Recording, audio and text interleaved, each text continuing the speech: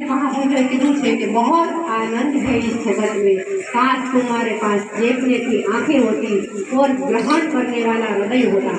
भीतर જોવાનું છે આપણે, એક ઊર્જા છે તમારી અંદર, એક ઊર્જા છે તમારી બહાર, એક શક્તિ છે તમારી અંદર, એક શક્તિ છે બહાર। આ બહારનો સંસાર છે, આશ્રમ છે, પણ અદ્ભુત છે, પણ તમારે ભીતર જવાનું છે। બહાર તો ઈશ્વરની સૃષ્ટિ છે, જેમ નૃત્ય અને નૃત્યકાર અલગ નથી, તેમ શિવ અને સૃષ્ટિ અલગ નથી, આપણે અને શિવ અલગ નથી। બીજ છે, તમે બીજ કોઈ પણ બીજ તમે વાવો એ હંમેશા કઠણ હોય છે। બીજ તમે એને વાવો તો પછી એનાથી અંકુરિત થાય છે, પછી એમાંથી વૃક્ષ બને છે અને ફળ ફૂલ આપણને પ્રાપ્ત થાય છે। તેમ આપણે પણ એક બીજ રૂપે છીએ, ભગવાન શિવમાંથી નીકળેલા, ભગવાન કૃષ્ણમાંથી નીકળેલા। ઉર્જા તો એક જ છે, કૃષ્ણ કહો ચાહે રામ કહો ચાહે શિવ કહો, તો આપણે અંદર તમારી અંદર જે 33 મણકા છે ને, જેને આપણા શરીરનું ભૂત છે, તો એમાં નીચે મૂલાધાર ચક્ર છે, એ મૂલાધાર ચક્રમાં માં ભગવતી છે અને આ સહસ્ત્રાર ચક્ર કહેવાય। ધજા કમળની પાંખડી છે પ્રકાશવાળી, એમાં ભગવાન શિવ છે, કેવા છે? પ્રકાશ રૂપે। એ ઉર્જાને આપણે ઉપર લઈ જવાની છે। એક શક્તિ છે ને, એ આપણે સંસારમાં છે, જે આપણે ખાઓ છો, પીવો છો, વાતો કરો છો, કામ કરો છો। બીજી શક્તિ છે આપણી અંદર છે, જે આપણે ઉદ્ધગતિ કરવાની છે। તો ધીરે ધીરે રે મના ધીરે सब कुछ होए, पानी सींचे सो घड़ा, मालिक पानी सींचे सो घड़ा, रीति आए फल होए। જ્યારે ઋતુ આવે ત્યારે ફલ પ્રાપ્ત થાય છે।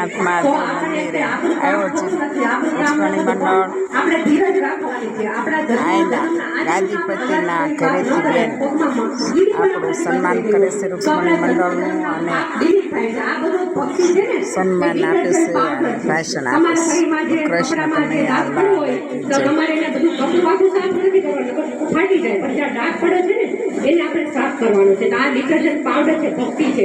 તમારે કીર્તન કરવો છો, તમે કીર્તન અને તમે અમારા ગુરુ મારે બહુ સિદ્ધ મહાપુરુષ, હું સિદ્ધ મહાપુરુષ હોય છે મેં બી થઈ છું, અહીંયા એ જગ્યાએ આવી છું જ્યાં સિદ્ધ મહાપુરુષો છે, તેમણે જીવતા નખ ચડાવેલા છે। ભગવાન શંકરાચાર્ય છે, એમની 8મી સમાધિ, એના શિષ્યની 8મી સમાધિ 5મા નંબરની છે।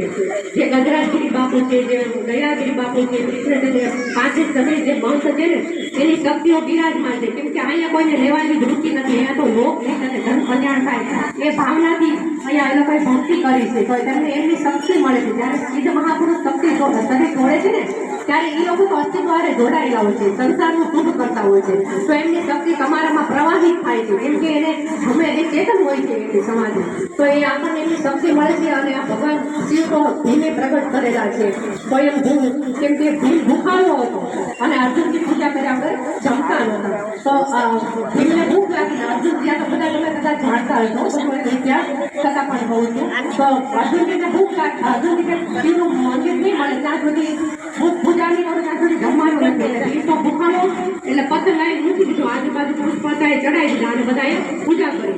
પછી બીજો સતયુગ હતો ને, તો ભીમે અર્જુનને કહ્યું કે ભાઈ તમને હું સત્ય ઘટના કહું છું, આ શિવલિંગ નથી, આ તો પથ્થર છે, પણ ભીમે તો અર્જુનજી તો ભાવથી પૂજા કરી અને બધા મારી ભીમે મનેથી ભગવાન મહાદેવ પ્રગટ થયા દૂધની ધારા સાથે। તો આ છે ભક્તિ, સંપૂર્ણ સમર્પણ થાઓ। તમે કાંઈ જ ન કરો, તમને જે ગુરુને માનતા હો, જે કૃષ્ણને માનતા હો, જે રામને માનતા હો, જે શિવને માનતા, સંપૂર્ણ સુખ દુઃખ બધું એને અર્પણ કરો। જો કોઈ વસ્તુ આપણા હાથમાં નથી, તો તમે સવાર છે, બપોર છે, સાંજ છે, બધું આપણા હાથમાં નથી, ઋતુઓ આપણા હાથમાં નથી, માણસ આપણે ગર્ભમાં જઈએ છીએ, કોના ઘરમાં ભગવાન આપણને નાખવાનું એ આપણા હાથમાં નથી, ગર્ભમાં આવો છો, બહાર આવો છો, ના બચપન આવે છે, જવાની આવે છે, બુઢાપો આવે છે, વૃદ્ધાવસ્થા આવે છે, શરીર તૂટી જાય છે, તો આપણે બધું કઈ સાપ આપણા હાથમાં નથી, તો આપણે એક હાથમાં શું છે, આપણી ચેતનાની ઉચ્ચતમ સ્થિતિ, તમારે જે કરણ છે ને, એને આત્મા કહો, ચાહે કૃષ્ણ કહો, ચાહે શિવ કહો, જે કહો તે, તો એને આપણે ચેતનાની ઉચ્ચતમ સ્થિતિમાં લાવવાની છે। આપણે હંમેશા આનંદમાં રહેવાનું, પરિસ્થિતિ આવે સુખની કે દુઃખની, તો આપણે સાક્ષી ભાવે થવાનું, કોઈ વસ્તુ આપણી હાથમાં નથી। અને આપણે ભગવાન જોડે કે છે, લડી લડીને આપણે પરિવાર માંગ્યો છે કે મને આડોશી પડોશી આપો, મને આ સગા સંબંધી આપો, મને આ પરિવાર આપો, પછી આપણે કે આ એમની સાથે આપણે એ લોકોને આપણી સાથે એકબીજા સાથે ક્યારેક મન દુઃખ થઈ જાય છે, તો આપણે સાક્ષી ભાવે થઈને હંમેશા આનંદમાં રહેવાનું। આનંદ હિત પરમાત્મા છે, તો હંમેશા આનંદમાં રહેજો, ખૂબ ભક્તિ કરજો, ખૂબ આનંદમાં રહેજો, ખૂબ ઉત્સાહવાન બનજો। જો તમારી અંદર જ છે ભગવાન, આ છે અર્ધનારીશ રૂપે તમારા મા ભગવતી ભોળાનાથ ને શિવ પાર્વતી બિરાજમાન છે, આ તમારું ગુરુનું સ્થાન છે, આ લોકો કનેક્શન છે આપણે। તો આ અહીંયા છે ને ત્યાં તમારે તમે ચાંદલો કરો તો શું કામ કરો છો ખબર છે કોઈને? તિલક કરો, ચાંદલો કરો, કે એ તમારી શક્તિ બહાર ન જાય, એ શક્તિ તમારી અંદર રહે, એ માટે આપણે ચાંદલો કરીએ છીએ. પછી અહીંયા છે એ પીને ગ્રંથિ કહેવાય. તમે ગંગા, યમુના, સરસ્વતીમાં સ્નાન કર્યા પર છે. અહીંયા છે વિશુદ્ધિ ચક્ર, જે માં ભગવતી સરસ્વતી બિરાજમાન છે. હૃદયમાં ભગવાન શિવ છે, કૃષ્ણ કો જે છે તે પ્રકાશ રૂપે છે. આપણે નાભીમાં છે, આપણા જન્મ જન્મના કર્મ છે, તો એ નાભીમાં આપણે કર્મ છે, ત્યાં પણ શક્તિ છે, ઊર્જા છે. સ્વાધિષ્ઠાન ચક્ર છે, નાભી ચક્રથી નીચે 4 આંગળ છે, ત્યાં સ્વાધિષ્ઠાન ચક્ર છે.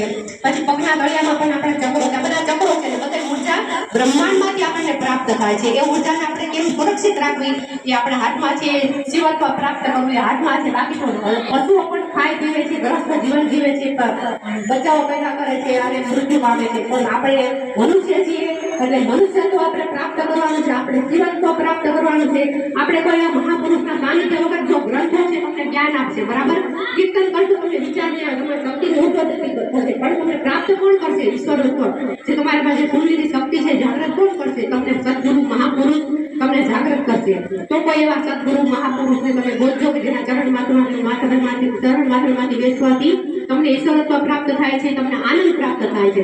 તમારા નામમાં ઈશ્વરથી નામનું રસાયણ છે. તમે કીર્તન કરો, ધ્યાન કરો, મંત્ર કરો, તો એ તમારામાં એ શક્તિ જાગૃત થાય છે અને તમને જે રસાયણ છે ને આપણા શરીરમાં પ્રવાહિત થાય છે, તમને ખૂબ જ આનંદ મળે છે.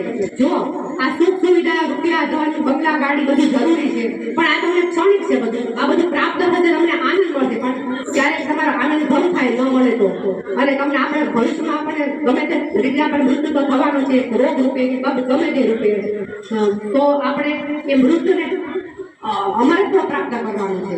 તો આ બધું સુખ સુવિધા ક્ષણ માત્ર છે સંસારમાં છે ત્યાં સુધી, પણ જે આપણે પ્રાપ્ત કરવાનું છે જીવત્વ, જે પરમાનંદ, જ્યાં તમને દુઃખ આવે, સુખ આવે, તમને હંમેશા આનંદની જ પ્રાપ્તિ થાય, એ આનંદ પ્રાપ્ત કરવાનો છે.